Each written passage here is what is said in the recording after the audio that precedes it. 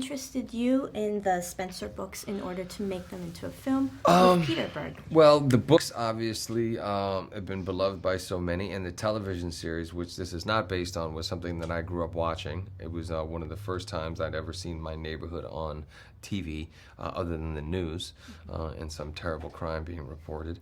So I thought when they came around, I read the script Brian Helgeland had written. I thought he'd done an amazing job in kind of making it a new modern twist on the character, and I thought I could make it my own and create something that I think audiences would really enjoy.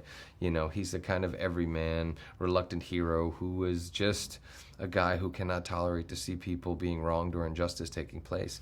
And even when he gets out of prison and he plans on leaving town and just kind of living a quiet life, he still gets sucked back in. So Peter Berg is the director that you're the most faithful to. How does this collaboration work? What brings you together on a movie? You know, it's one of those things where we have the same agent. He had always been trying to get us together to work together. We knew each other from the gym, but we didn't really like each other that much. We had never really hit it off. And then when Lone Survivor came around, we decided to make that movie together. And once we had that experience, we became like brothers. And then, of course, we've now made 5 movies together. Most of them were based on true stories and tragic events. So it was nice for us to be able to just have fun, not have the pressure of telling a true story where so many people were affected by it personally.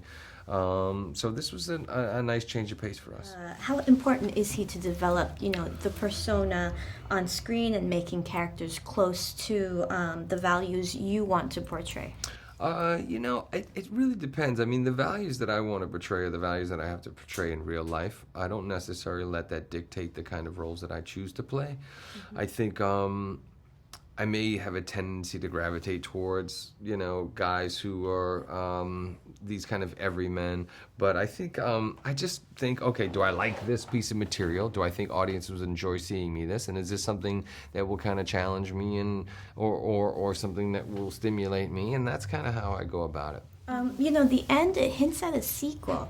Are there any plans, and is there a specific Spenser book that you would like to do? We've talked about some ideas, myself and Pete and Brian Helgeland. We got together and we talked about some possibilities, but nothing's written in stone. And the only way to really do it is if audiences really demand it. If they enjoy it, I mean, it's the highest tested movie that we've ever made. So if people want to see it again, I would love to revisit it at some point. But we have to be committed to making it better than the first. Great. Thank you. Thank you. Appreciate it.